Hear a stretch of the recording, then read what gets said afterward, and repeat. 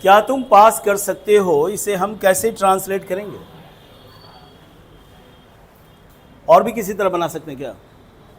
एक तो बना सकते हैं हम can you pass.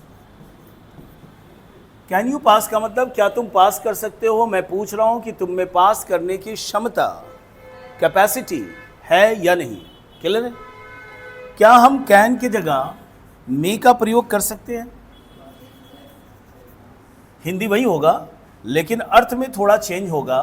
When you से कैन यू पास, मैं पूछ रहा हूं कि तुम में पास करने की क्षमता है या नहीं। और मे यू पास जब कहेंगे तो हिंदी तो वही होगा कि क्या तुम पास कर सकते हो। मकसद मेरा ये है कि मैं पूछ रहा हूं कि तुम में पास होने की संभावना है कि नहीं। ये तो बात क्लियर है? ठीक। अब अगर आपको ये कहना हो कि ईश्वर करे तुम पास हो जाओ, ईश्वर करे तुम पास हो जाओ, कल बताए थे ना, मे यू पास।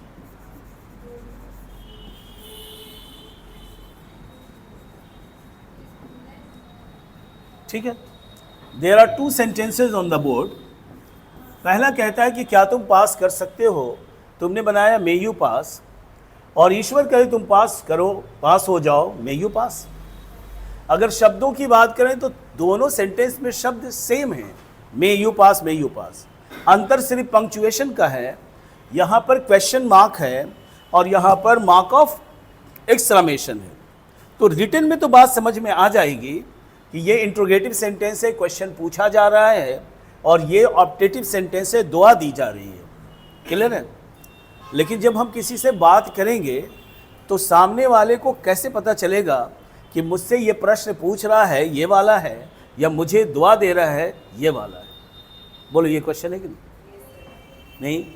क्या हम उसको ऐसे बोलेंगे? कोई व्यक्ति यहाँ पर खड़ा है और मैंने कहा कि क्या तुम पास कर सकते हो, मुझे ये कहना हो, तो हम क्या बोलेंगे? May you pass question mark, ऐसे बोले? क्या हम ऐसे कहेंगे कि ईश्वर करे तुम पास हो जाओ, may you pass mark of exclamation, ऐसे बोलेंगे? या ऐसा करेंगे कि ईश्वर क्या तुम पास कर सकते हो, may you pass interrogative sentence है, ऐसे बोलेंगे? May you pass exclamatory objective sentence, ऐसा बोलेंगे? तो फिर कैसे पता चलेगा? हम तो बोलने में फुल स्टॉप नहीं बोलते ना कि I am going to Patna, full stop. You comma Ram comma Shyam, ऐसे बोलते हैं? नहीं। What are you doing question mark, ऐसे बोलते हैं? नहीं। How beautiful she is mark of exclamation, no. तो पता कैसे चलेगा स्पोकन में? रिटन में तो बात समझ में आ रही है कि क्वेश्चन मार्क है तो इंट्रोगेटिव सेंटेंस है, मार्क ऑफ एक्सक्लेमेशन है तो ऑब्जेक्टिव सेंटेंस। ठीक है, लेकिन जब हम किसी से बोलेंगे तो कैसे पता चलेगा कि मैं उससे पूछ रहा हूँ प्रश्न या मैं उसे दुआ दे रहा हूँ? आप में से किसी को कोई आइडिया बोलने के? तो वो अंदाज कैसे होगा? जैसे पहला वाला बोलना है तो अंदाज क्या होगा? बोलने के अंदाज से पता चल जाएगा कि इंट्रोगेटिव है या ऑब्जेक्टिव है। तो वो अंदाज क्या होगा, कैसे? बोलिए, बोलकर बताइए।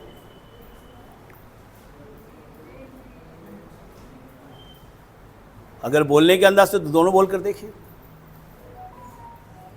तो पता कैसे चलेगा? ध्यान से समझें। पता चलेगा टोन से। टोन, टोन के भी कई मतलब हैं।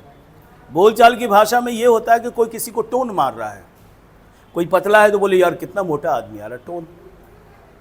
कोई प्रेजेंट क्लास में नहीं होता, एब्सेंट रहता है तो बोले ये बहुत प्रेजेंट रहता है, ये होमवर्क बहुत बनाता है जबकि बनाता नहीं, तो ये टोन है। और एक टोन चेहरे पर लगाने के लिए भी आता है, टोनर। लगाने से टोन्ड होता है, थोड़ा टाइट हो जाता है। ये टोन दूसरा है। जो बोलने की शैली है उसको कहते हैं टोन। ठीक है, जिसे बात समझ में नहीं आए वो हमसे ज़रूर पूछ लेंगे। आप जो पीछे बैठे हैं, बात समझ में आ रही है कि? ठीक। तो अगर बात समझ में आए तो एक मुस्कान बनता है, चेहरे का ऐसा भाव कि समझ में आ रहा है।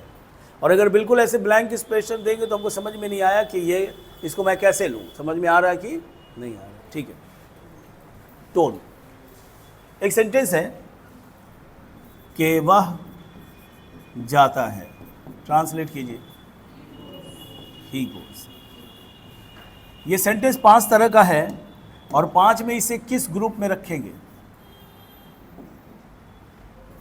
5 सेंटेंस है ना, बोलिए। ये अफर्मेटिव में आएगा, मतलब पहला वाला है। ये हो क्या रहा है?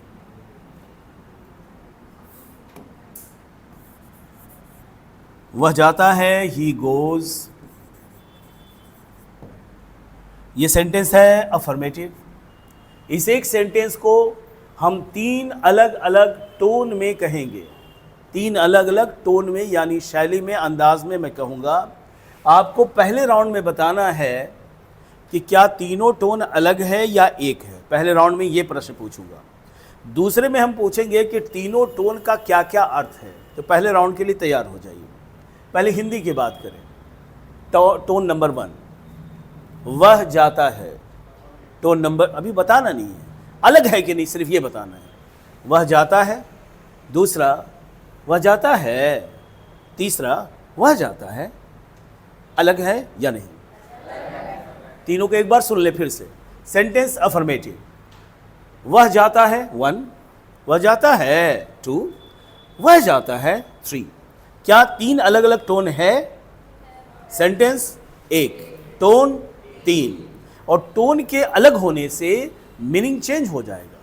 जब हम कहते हैं वह जाता है, सेंटेंस अफर्मेटिव है और टोन भी अफर्मेटिव है। क्लियर?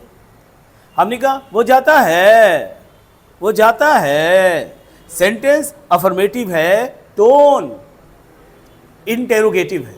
इसका क्या मतलब? क्या वह जाता है? हमने कहा वो जाता है, दैट मीन्स क्या वह जाता है? तो सेंटेंस अफर्मेटिव, टोन। तीसरा, वह जाता है, वह जाता है, सेंटेंस अफर्मेटिव है, टोन एक्सक्लेमेटरी है। टोन क्या है? आश्चर्य है। क्लियर? अब इंग्लिश में देखें। He goes, he goes, he goes. Difference है? Let me repeat. He goes, he goes, he goes. Difference है? Affirmative, sentence affirmative, tone affirmative, sentence affirmative, tone interrogative, sentence affirmative, tone exclamatory. ठीक है? अब अगर इसको दूसरे सेंटेंस पर लागू किया जाए, जैसे मान लो कोई एक व्यक्ति है, यहाँ खड़ा है और हमको उससे बात करनी है और मुझे ये सेंटेंस उससे कहना है। सेंटेंस ये कहना है, तो हमने उससे कहा you have mind, you have mind. फिर हमने कहा यू हैव माइंड। तीसरा, पहला यू हैव माइंड, मैं बोल रहा हूं कि तुम्हारे पास दिमाग है, अफर्मेटिव। बोले you have mind, that means क्या तुम्हारे पास दिमाग है, बताओ। तीसरा, यू हैव माइंड, तुम्हारे पास दिमाग, असंभव, हो ही नहीं सकता। बात समझ में आ रही है? आप याद करें जब बचपन में टीचर पढ़ाते थे तो वो कहते थे कि लिखो ट्रांसलेशन, राम जा रहा है। बोलो क्या बोलेगा? The Ram is going. तुम आ रहे हो, यू आर कमिंग। तो तुम आ रहे हो, यू आर कमिंग नहीं होगा, आर यू कमिंग होगा। लेकिन याद है ऐसी पढ़ाई होती है, राम जा रहा है, राम खेलता है, तो ये बोले है किया तो इंट्रोगेटिव हो गया। तुम मुझे जानते हो, मतलब क्या? तुम मुझे जानते हो। तो तुम मुझे जानते हो, यू नो मी। तुम मुझे जानते हो, डू यू नो मी। नहीं होगा। क्लियर है? टोन समझ गए आप? ठीक। टोन के गलत इस्तेमाल से लाइफ की वाट लग सकती है। टोन के गलत इस्तेमाल से लाइफ की वाट लग सकती है। जैसे कोई स्टूडेंट आए या कोई आपका साथी आए, उसने कहा कि जानते हो मैं 99% लाया हूं। बोले तुम 99% लाए? इसका मतलब तुम क्या कहना चाहते हो? मैं तुम्हारे जैसे गधा आदमी 99% लाया कैसे? नहीं। जैसे किसी ने कहा कि जानते हो अभी हम आ रहे थे ना बाइक से, तो ज़बरदस्त एक्सीडेंट हो गया और रामू का जो है पीछे बैठा हुआ था दोस्त मेरा, उसकी टांग टूट गई और गाड़ी तो पूरी तरह से बर्बाद हो गई। बोले गाड़ी टूट गई, इसका क्या मतलब? तुम खुश हो, उदास हो? खुश हो। टोन गड़बड़ हो गया। अब ये टोन के गलत इस्तेमाल से हमने कहा कि लाइफ की वाट लग सकती है। कैसे लगेगी, ध्यान से देखें। एक इंग्लिश सेंटेंस सारे बच्चे बोलते हैं, बिहार बोर्ड वाले भी बोलते हैं बचपन से, मे आई कम इन सर, बोलते हैं कि नहीं? इतनी अंग्रेजी हर कोई जानता है, मे आई कम इन सर। अब वो बच्चा आया, उसने कहा मे आई कम इन। तो देखिए, मे वहाँ इस्तेमाल करते हैं जहाँ पर पोलाइटनेस दिखलाना हो, रिक्वेस्ट करना हो, अनुरोध करना हो। तो बच्चा यहाँ से एंट्री कर रहा है, टीचर वहाँ पर खड़ा है, उसको कहना है कि मे आई कम इन सर। लेकिन अगर वो मे आई कम इन सर को इस टोन में ना कहकर ऐसे बोले मे आई कम इन, तो मामला गड़बड़ हो जाए। शब्द अच्छा है, टोन गड़बड़ है। तो अगर उसकी यही आदत बनी रहेगी तो आपने देखा कि नहीं, कई बार ऐसा होगा आपके मोहल्ले में, गांव में कोई व्यक्ति है जो लोग बोलते हैं कि ये बहुत तेज़ है अपने ज़माने का, मैट्रिक टॉपर, इंटर टॉपर, और किसी भी एग्ज़ाम में बैठता था, कंपटीशन में इसका रिजल्ट आ जाता था, लेकिन इंटरव्यू में छट जाता था। ऐसी कहानी कुछ मिली है। और आज देखिए ये सब्ज़ी बेच रहा है, आज ये ठेला चला रहा है, अभी भी पूछो कोई क्वेश्चन तो तुरंत जवाब देगा, कोई भी मैथ का क्वेश्चन तो बना लेगा, लेकिन इसका इंटरव्यू में छट गया। अब जब कोई इंटरव्यू में छटता है तो कारण लोग दो मानते हैं। छटने का क्या कारण है? दो। अच्छा, इंटरव्यू में जो जाता है, पहुंचता है, वो पहले दो एग्ज़ाम दे चुका होता है, एक पीटी का एग्ज़ाम दे चुका होता है, एक मेंस का। मतलब लड़का ब्रिलियंट है तभी तो इंटरव्यू तक पहुंचा, लेकिन वहाँ जाने के बाद वो छट गया। तो इंटरव्यू में जब छटता है तो उसकी क्या वजह है, आप ध्यान से सुनिए। जब भी कोई छटता है तो लोगों के पास ये मैसेज, यही वो दो बात समझते हैं।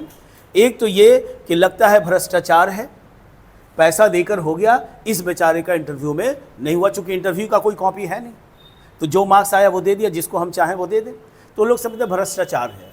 दूसरा ये समझते हैं कि इसके किस्मत में नहीं था, भाग्य में नहीं था। यही दो कारण है। एक तीसरा भी कारण है, वो जानते हैं कारण क्या है? टोन। अब इंटरव्यू चल रहा है और जो कैंडिडेट है वो आया, उसे कहना था कि क्या मैं अंदर आ सकता हूँ, इंग्लिश में या हिंदी में बोल रहा है। अब हिंदी में जैसे ही बोला उसने कहा मे आई कम इन सर, बोले यस यस। अब यहाँ बैठना है इसको, चेयर है, तो उसको पूछना है कि क्या मैं यहाँ बैठ सकता हूँ, क्या बोलेगा? May I sit here. अब वो बोले may I sit here, tone पर ध्यान देंगे। May I come in sir, may I sit here, बोले यस यस, बैठिए, बैठ गया। क्वेश्चन 1 सही जवाब, 2 सही जवाब, 10 क्वेश्चन का सही जवाब उसने दिया। अब जब बाहर जाएगा तो वो अपने लोगों से बताएगा कि ये सवाल पूछा गया था और मैंने ये जवाब दिया है, क्या सही दिया? तो उसके टीचर या गुरु जो भी होगा बोले कि एकदम बिल्कुल सही जवाब देगा। वो बच्चा क्या समझेगा, सिलेक्शन होगा या नहीं होगा? यही समझेगा ना कि होगा, क्योंकि 10 सवाल उसने पूछा था और 10 सवाल का मैंने जवाब दिया। हो सकता है इतना कॉन्फिडेंट हो जाए कि पूरे गांव में लड्डू बांट दे, और रिजल्ट नहीं आया। जब नहीं आएगा तो बोले लगता है कोई सेटिंग हो गया है, ठीक है। लेकिन जानते हो वो कहाँ छटा है? वो जो क्वेश्चन आंसर पूछा गया था ना, वो क्वेश्चन आंसर सिर्फ नाम का था, छटनी वहीं पर हो गया था जब उसने कहा कि मैं आई कमेंट्स, और छट गया। ये बदतमीज लड़का है, इसको लेना ठीक नहीं है। ये मैनेजर बनेगा तो ग्राहक से भी ऐसी ही बात करेगा। अब दूसरी जगह गया, यहाँ छट गया, दूसरे एग्जाम में बैठा, पीटी, मेंस, इंटरव्यू में तैयारी करके जाएगा नहीं, जो क्वेश्चन पूछ सकता है, लेकिन मे आई कम इन वही रहेगा।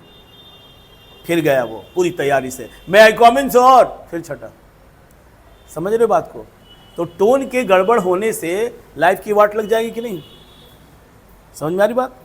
टोन गड़बड़ होगा तो बात पॉजिटिव होगी, अर्थ निगेटिव होगा। एग्जाम्पल, प्रणाम करना, पांव छूना, ये पॉजिटिव चीज है या निगेटिव?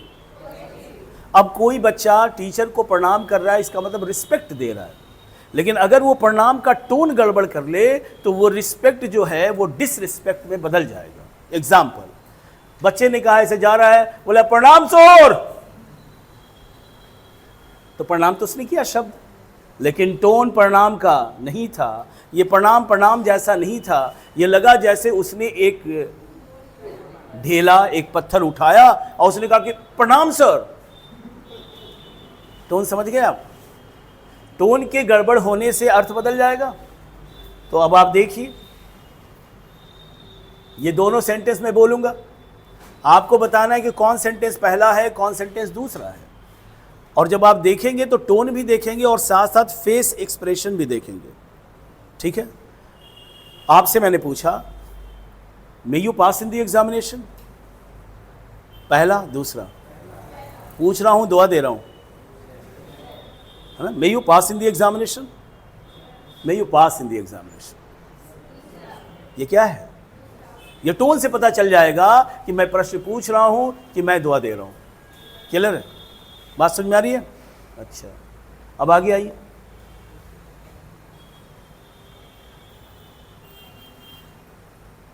ये था टोन की बात। अब टोन की बात के अलावा एक चीज़ें और सीख लें, क्योंकि ये सारी पर्सनालिटी डेवलपमेंट में बात आती है इसकी। एक टर्म आता है फेस एक्सप्रेशन। हम बातों सिर्फ शब्दों से नहीं कर सकते, ज़बान से नहीं करते, आंखों से भी बातें होती हैं, चेहरे से बात होती है, हाथ से बात होती है। देखा ना, किसी क्रिकेटर ने कुछ कह दिया तो उस पर बैन लग गया, उसने उंगली उठा दिया तो कुछ कहा नहीं था, सिर्फ उसने कुछ इशारा कर दिया, ऐसे कर दिया तो कुछ और अर्थ है, ऐसे कर दिया तो कुछ और अर्थ है। इमोजी जो इस्तेमाल कर रहे हैं आप, इसका मतलब कि सिर्फ शब्दों से बातें नहीं होती, आंखों से भी बातें होती हैं, बॉडी से भी बात होती है। नहीं, कोई ऐसे है आपके सामने उधर से आया और उसके बाद वो ऐसे ऐसे रगड़ कैसे गया मान लो, ठीक है, तो कुछ बोला कि तो नहीं, लेकिन समझ में आ गया कि अंदर क्या चल रहा है। क्लियर है? कोई पाँव पटकता हुआ बाहर चला गया तो वो भी कुछ कह रहा है, प्यार से जा रहा है, गुस्से से जा रहा है। इसका मतलब सिर्फ बातें शब्दों से और जबान से नहीं होती, आंखों से, बॉडी से, हाथ से, कान से। ठीक है, कान से भी कभी कभी बातें हो जाती हैं। समझे ना बात? चेंज। अब आप देखिए कैसे होगा। फेस एक्सप्रेशन के गड़बड़ होने से अर्थ का अनर्थ हो जाएगा। एग्जाम्पल, कितने अच्छे हो तुम, ठीक है, कितना दुष्ट है वह, how good you are, how wicked he is, ठीक है ना, how good you are, how wicked he is, clear, how tall he is, ठीक है, हाउ शॉर्ट ही इज। वो बात समझ में? हाउ ऑनेस्ट यू आर, कहना क्या मतलब, हाउ डिसऑनेस्ट यू आर। समझ में आ रही बात? How gentle you are, how lazy you are. समझ में आ रही बात? How cruel you are. समझ रहे बात को? अब अगर एक्सप्रेशन चेंज हो जाए फेस का तो अर्थ बदल जाए। एग्जाम्पल, हमने किसी को कहा, यहां पर एक खड़ा है व्यक्ति, हमने कहा हाउ गुड यू आर, ठीक है, सेंटेंस पॉजिटिव है, फेस एक्सप्रेशन, और किसी को हमने कहा how bad you are, how bad you are, तो सेंटेंस पॉजिटिव है, फेस एक्सप्रेशन निगेटिव है। मतलब जब मैं कह रहा हूं हाउ गुड यू आर, मतलब कितने अच्छे हो तुम, अच्छा नहीं होना चाहिए, कितने बुरे हो तुम, क्या बात है यार, होना चाहिए। तो सड़क कितनी साफ है, how clean the road is, सही है, how clean the road is. और अगर कहना है कि सड़क कितना गंदा है तो बोलेंगे how dirty the road is, how dirty, ऐसे बोलेंगे, क्या बोलेंगे, how dirty the road is. Expression देख रहे हैं आप?